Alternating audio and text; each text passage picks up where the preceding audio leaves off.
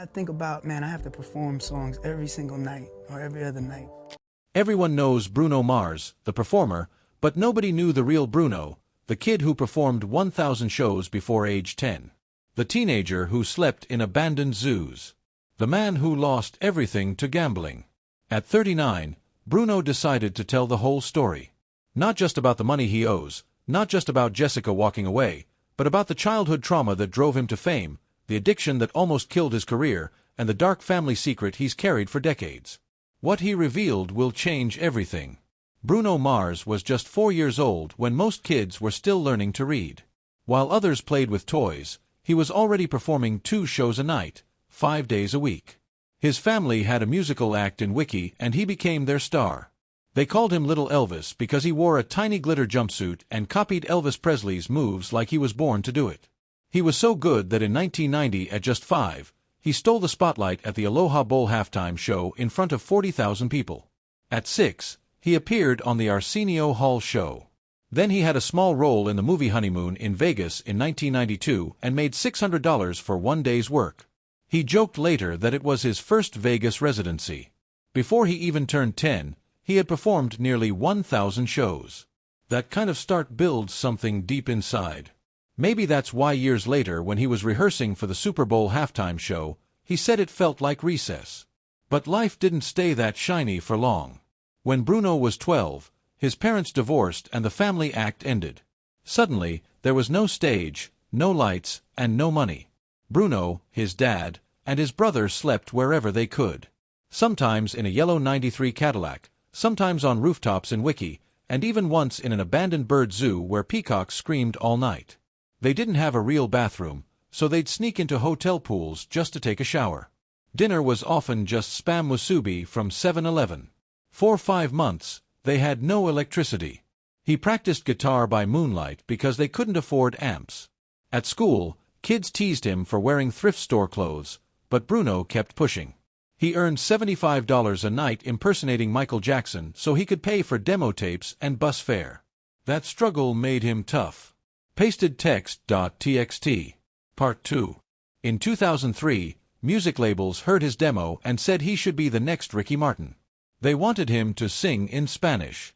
Even though he didn't write in Spanish, he didn't want that. He didn't want to be a label's idea of a Latin artist. So, he picked a name that came from childhood, Bruno. It was after a big wrestler named Bruno Sammartino. And he added Mars. Why? Because a girl once told him he was so confident you must be from Mars. When he moved to Los Angeles in June 2003, he was 18. He stepped off the plane with only $600, 3 demo CDs, and the name Bruno Mars written on his luggage tag. In his first year, he went through 4 places to live, including a $40 a night motel on Sunset and a cramped Koreatown studio shared with 6 other guys. To survive, he lied his way into a DJ job on Van New York Boulevard, even though he had never touched DJ equipment. He got fired after 2 nights, but the $75 he made helped him keep his phone from getting shut off. That summer, there were weeks when he ate nothing but 99-cent tacos from Jack in the Box. In February 2004, Matone offered him a deal. It was only 3 pages long. Bruno joked that he'd seen breakfast menus thicker than that. The label didn't know what to do with him. They wanted a Latin pop singer. 9 months later, they dropped him without releasing a single song. It was humiliating. He had already told his family back home that he got signed, but that failure turned out to be lucky.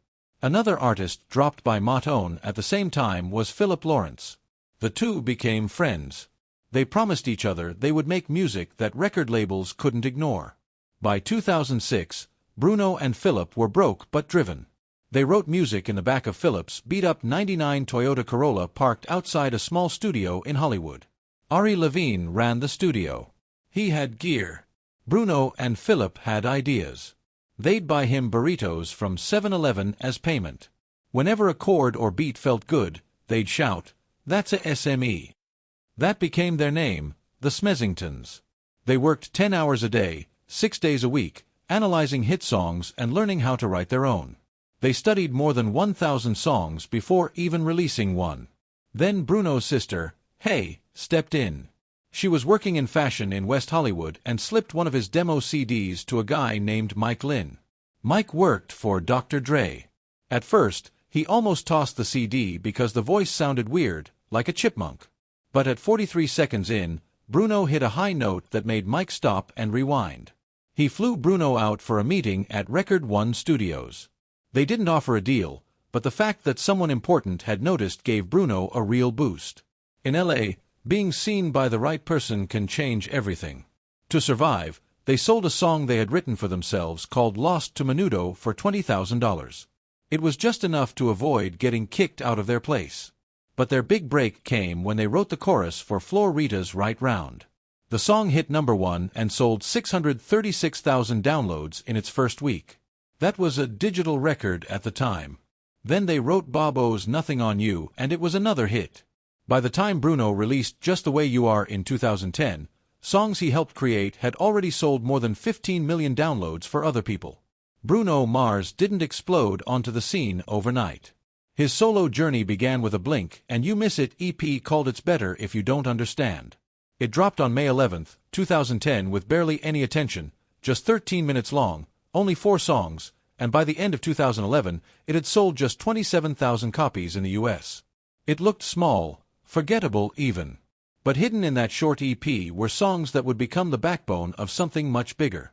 Just 5 months later, he released Do Waps and Hooligans on October 2010. That one hit like a bomb. Made on a budget of $70,000 with no borrowed samples, the album went 7x platinum in the US and crossed 15 million global sales by 2020. In the UK alone, it stayed on the official albums chart for 400 weeks straight. That's nearly 8 years, longer than Abbey Road or even Thriller. Then came the singles. His debut, Just the Way You Are, entered the Billboard Hot 100 on 7th of August, 2010 and hit #1 only 8 weeks later. It stayed on the chart for 48 weeks and went 13x platinum. In the US alone, it sold 6.7 million downloads, landing it among the top 25 digital tracks ever. Then came Grenade. It pulled in 559,000 downloads during its peak week. That was the 8th biggest weekly total in music history at the time. It didn't just go to #1 in the US. It topped charts in 15 countries. And it didn't stop there. Between January and March 2011, Grenade hit #1 on Billboard 3 different times, something only 5 other songs have ever done. By March 2011, Bruno had 2 songs that were each certified over 5 million in US sales. The only other artist to do that before him was Lady Gaga. The music industry noticed. The Grammys gave him 7 nominations in his rookie run, including Album and Record of the Year. No male solo debut had earned that since Lauryn Hill. He didn't win the biggest categories, but he did walk away with Best Male Pop Vocal for Just the Way You Are. He was only 25 and the youngest man to win that award since Stevie Wonder in 1974. Soon after, Billboard named him their top Hot 100 artist. The IFPI called him the best-selling global artist of 2011, even beating Adele's late-year surge. But he wasn't done. In October 2012, Locked Out of Heaven came out. It started slow, entering the charts at number 34. Then it climbed. Within 11 weeks, it hit #1 and stayed there for 6 straight weeks, from December 22, 2012 to January 26, 2013. That made Bruno the first solo male artist since Bobby Vinton in 1964 to score 4 Hot 100 #1s in his first 2 years. Even Michael Jackson didn't do that. Sales kept pace, too. The track hit 1 million US downloads in just 10 weeks and eventually went 10x platinum. Spotify streams later climbed past 1.8 billion. Critics didn't see it coming. Rolling Stone called it the Police revival nobody ordered but everyone needed. That reggae rock beat broke up the EDM monotony that had taken over the charts. In less than 4 minutes, Bruno shifted the entire sound of pop radio. At first, Unorthodox Jukebox wasn't meant to be wild. The label expected a tight, catchy dance album, but Bruno and his team secretly expanded the vision. They stretched the budget and dabbled in 9 different genres. From the disco shimmer of Treasure to the bold sensual rock of Gorilla and even reggae with Show Me, the label panicked. One memo warned that radio wouldn't play an album this chaotic. Bruno didn't back down. He even gave up 4% of his future royalties to pay for live horns and vintage gear. The risk worked. Within a year, the album had moved 6 million copies worldwide. Critics were stunned. Spin magazine said it felt like flipping through a jukebox at 3 a.m., chaotic but magnetic. And Bruno's genre-blending blueprint would later be copied by artists like Dua Lipa and Harry Styles. The 2014 Grammys brought more fireworks. Unorthodox Jukebox won Best Pop Vocal Album and 2 other awards. Engineers revealed that each song used more than 120 individual audio tracks, the most of any nominee that year, even more than Daft Punk's Random Access Memories. That same night, during his guerrilla performance, someone filed a complaint to the FCC over a 0.6-second shot of Bruno thumping his chest. It was meant to mimic a gorilla. No fine was issued, but it did earn him a spot in the 2015 Guinness World Records for the shortest televised act to trigger an obscenity review. After the Grammys, sales spiked. Unorthodox Jukebox shot up 171% on the Billboard 200. That was one of the biggest Grammy week boosts since Alanis Morissette in the 90s. Then came Uptown Funk. It started as a jam session on May 1, 2014 in a makeshift studio. The first version was captured on a voice memo that Mark Ronson still keeps starred in his inbox. The final song took 11 writers, got tangled in 5 lawsuits, and finally dropped on November 10, 2014. It went straight to number 1 and stayed there for 14 weeks from January 17 to April 18, 2015. That was the longest number 1 streak of the decade until Old Town Road came along. The song sold 300,000 downloads per week at its peak and hit 15 million daily streams around the world. In the UK, it passed 1 million sales in 10 weeks, becoming the fastest-selling jazz-influenced single since I Feel Good in 1965. People were obsessed. Delta Airlines even reported a 37% increase in first-class drink orders the month it became their boarding song. Someone at the airline called it Uptown Drunk. The BBC even used the song's tempo to teach CPR in a 2015 broadcast. But his next big move almost didn't happen. When Bruno handed in 24K Magic in 2016, the label wasn't impressed. It only had 9 tracks and ran for 33 minutes, shorter than some EPs. But Bruno was firm. He wanted it to feel like a 1990s party mixtape with no skips. When the Grammys rolled around on January 28, 2018, it swept. 24K Magic won Album, Record, and Song of the Year, becoming only the second R&B album of the century to pull off that hat trick. He won 6 awards in one night. The results were immediate. Streams of That's What I Like jumped 130%. And the song ended up going 7x platinum. By April 2018, the album had crossed 5 million global sales, even though it never hit number 1 on the Billboard 200. The tour that followed was just as wild. 24K Magic World Tour started on March 28, 2017 in Antwerp and ended on December 30, 2018 in Honolulu. It included 215 shows on 6 continents. In New Zealand, he broke Beyoncé's record by selling 48,483 tickets in Auckland, 4,100 more than her 2016 stop. By the time the tour ended, it had sold 3.5 million tickets and earned $367.7 million. That placed it among the top 10 highest-grossing tours ever. It even out-earned U2's original Joshua Tree tour and Lady Gaga's Monster Ball. Every song on 24K Magic was crafted with insane attention to detail. The talkbox intro of the title track mirrored Computer Love from 1987. The smooth synths in Versace on the floor echoed Babyface's 1994 classics. The remix of Finesse featuring Cardi B was mixed using a 25-year-old console just to match that early -90s sound.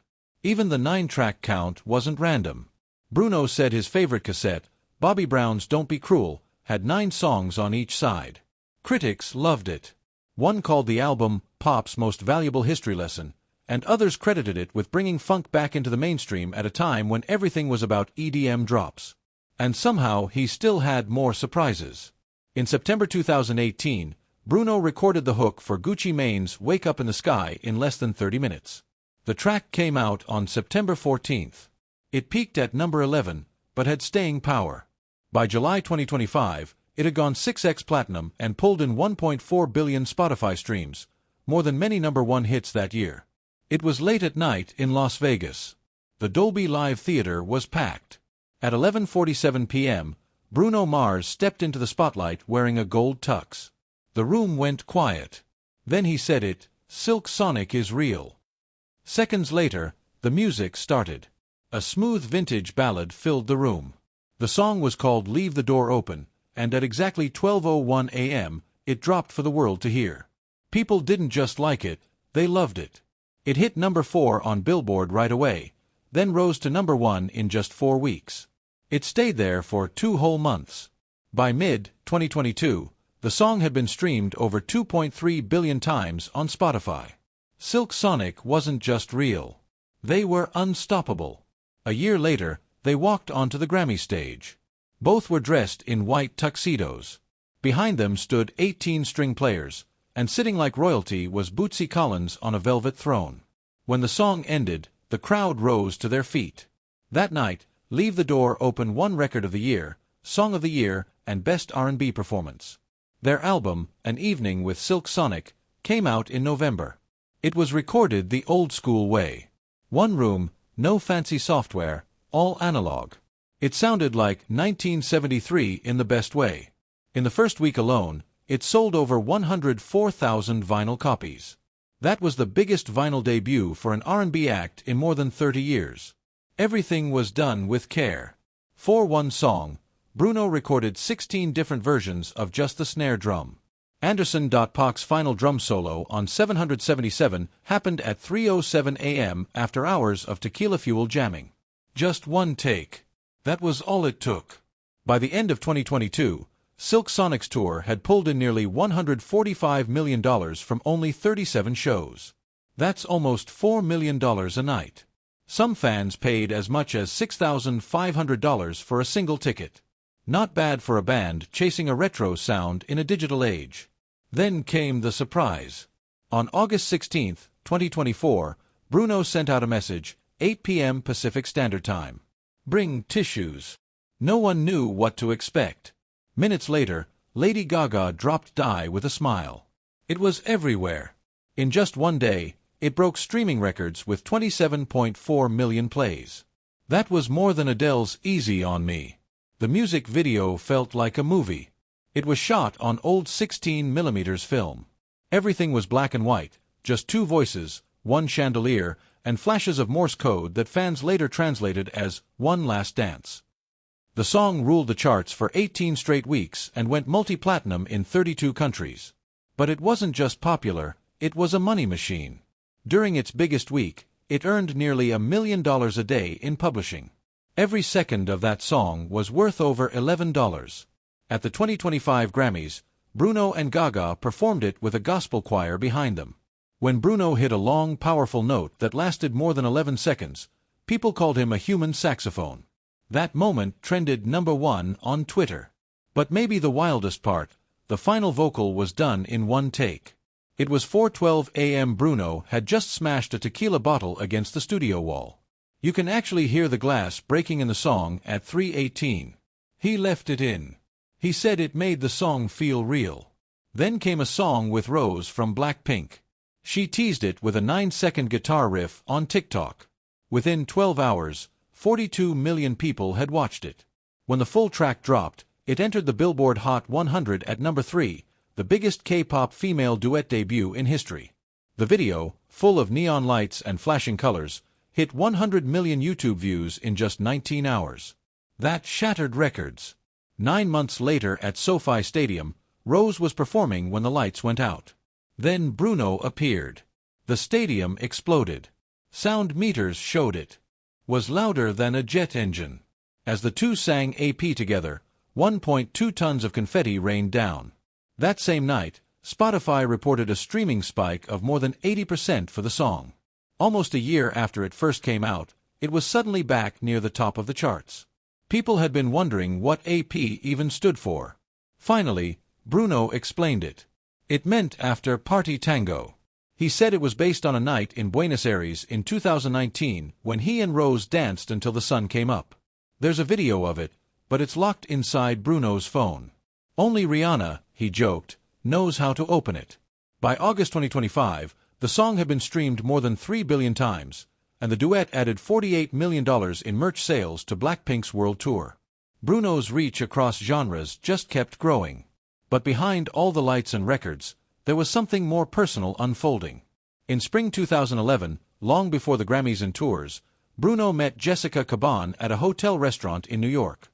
She had just come from a modeling audition. He had just finished a show. They locked eyes for 40 minutes. He didn't move. Then finally, he walked over. They talked until 2 a.m., long after the chairs were stacked and the lights were off. In less than a year, she left everything and moved across the country to be with him. At first, she slept on an air mattress while he toured the world.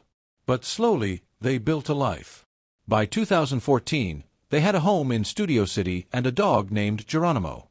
Bruno never talked much about her.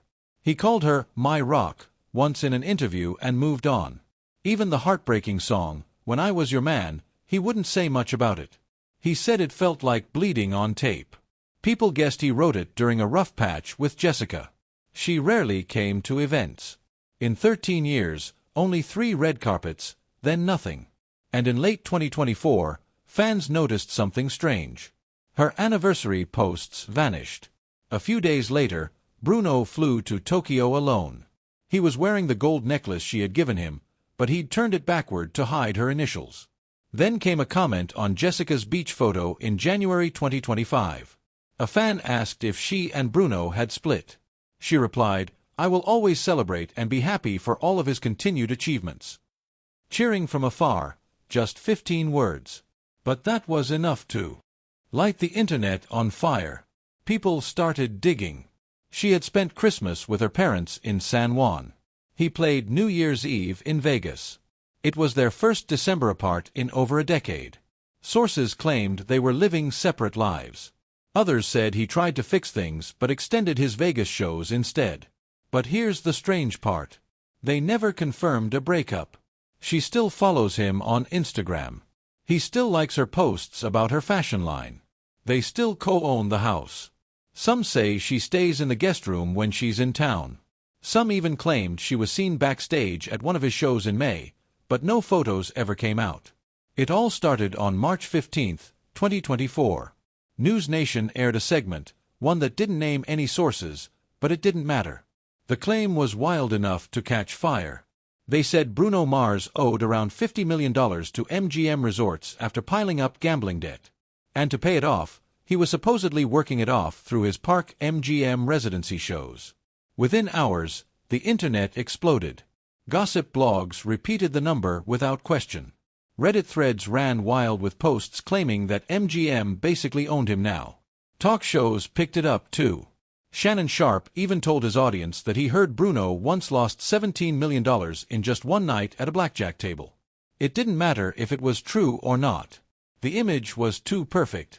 A global pop star singing about gold and riches secretly trapped by a mountain of casino debt. It was made for viral headlines. In just 2 days, a hashtag, Bruno broke, was everywhere.